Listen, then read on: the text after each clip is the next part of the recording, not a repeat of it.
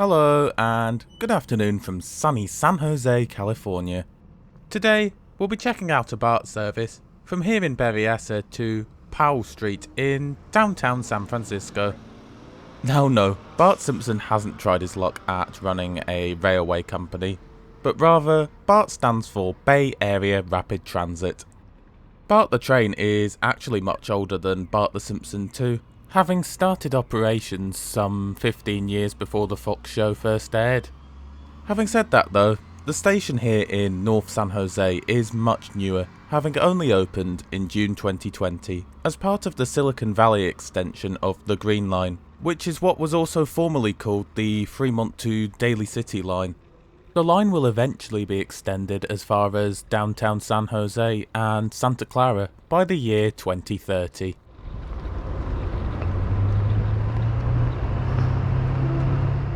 Entering the station, it quickly becomes apparent that there isn't much here, bar an information point and a few ticket machines.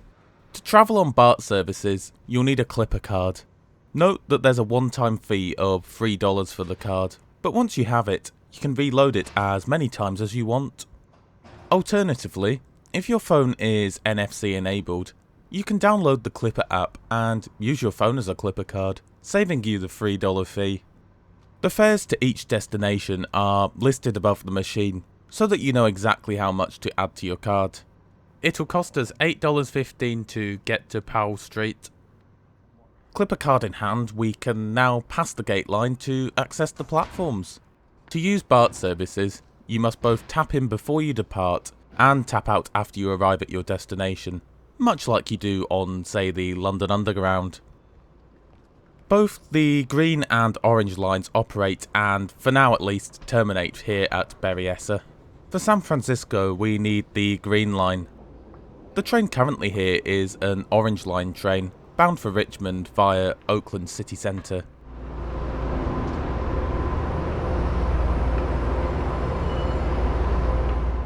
And here comes our train arriving on its inbound service from Daly City just now.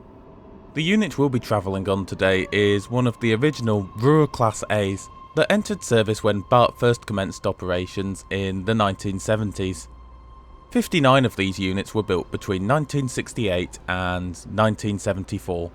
Having now been in service for the better part of 50 years, they are set to be completely replaced by the middle of next year by new D&E trains built by Bombardier.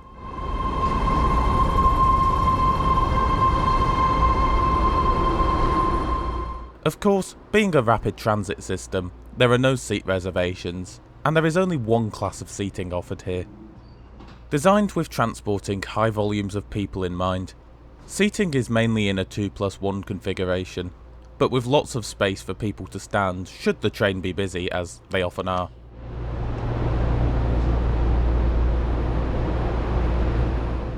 Do you know what though? While a bit tight, legroom is nowhere near as bad as I was expecting. The seats, however, are absolutely amazing. Very soft and comfortable, they're a bit like an old sofa if I'm honest. Lastly, as you would have probably expected, there are no plug sockets on this train, and in fact, there aren't even any toilets on board, so perhaps just bear that in mind before boarding. Anyway, before we set off, let's just take a quick look at our route for today. We'll head northwest around the San Francisco Bay, via Fremont and Haywood, before crossing the bay into San Francisco and Powell Street after Oakland. Scheduled travel time will be 1 hour and 7 minutes, and our top speed will be 70 miles an hour or 113 kilometers an hour.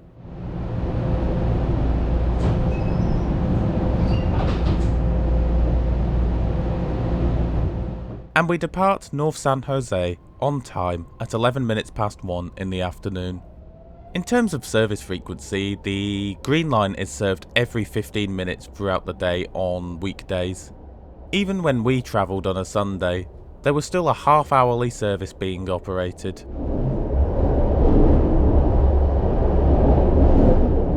Right, before the train gets busy, it's time for a quick wonder. While it is possible to move between coaches, I'm only going to show you this one as they're all exactly the same.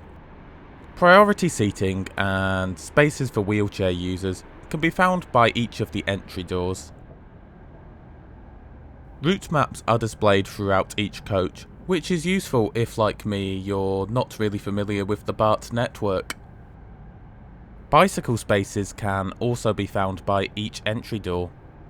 These may be brought on board at no extra cost and at any time of the day, although you may not bring them into the front 3 coaches during the so-called commute hours. Then the other half of the car is just a carbon copy of the first half. Note the complete lack of luggage racks, so just bear this in mind if you're travelling with large cases and whatnot. And to no one's surprise, these trains are not Wi-Fi enabled.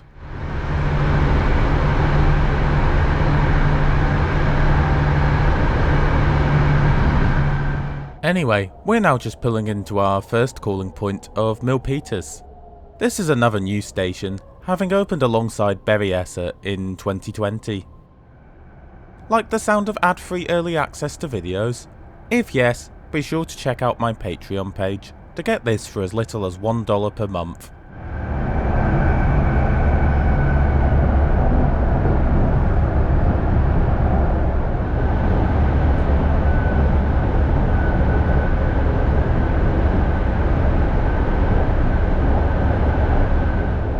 Up next is Warm Springs, another relatively new station. This one opened back in the spring of 2017.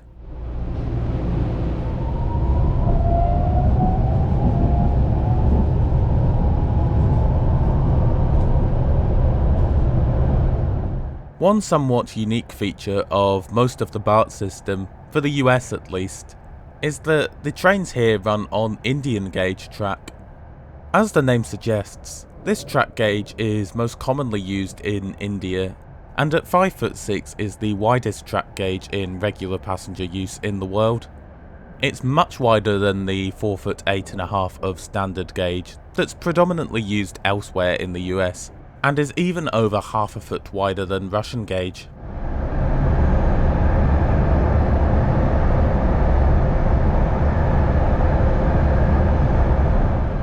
Anyway, we're now at Union City, by which point we're on the original section of the line.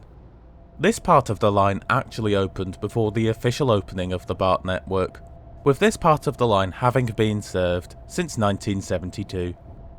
Shortly after departing Union City, we pass the Haywood Maintenance Complex, where we catch a glimpse of some of the newer Bombardier trains.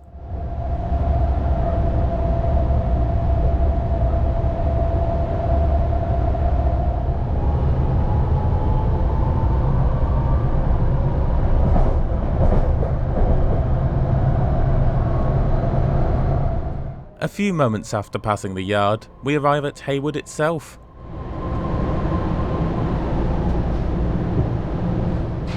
I must say that for such an old train, I found the ride quality to be really rather good, even at top speed.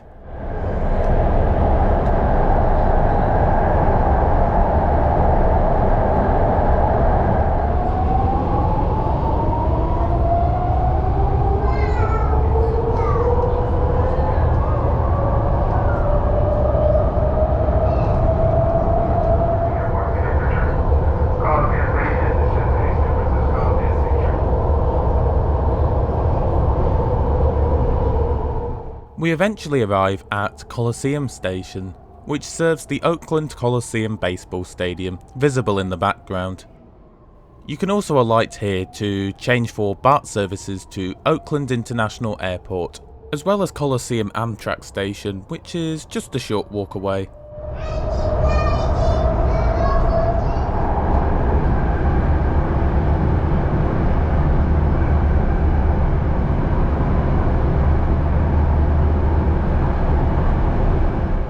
As we close in on San Francisco, a lot of the stations are underground, such as here at Lake Merritt.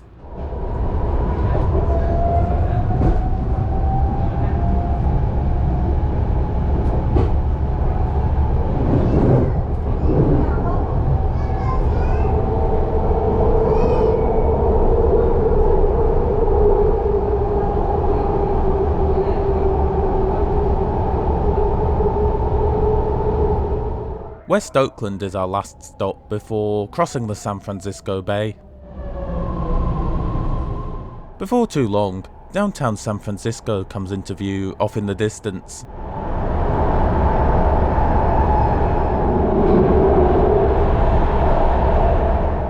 Unfortunately, the crossing of the bay is all in tunnels, as opposed to the road which is on a bridge, so sadly, no rather picturesque views for us today.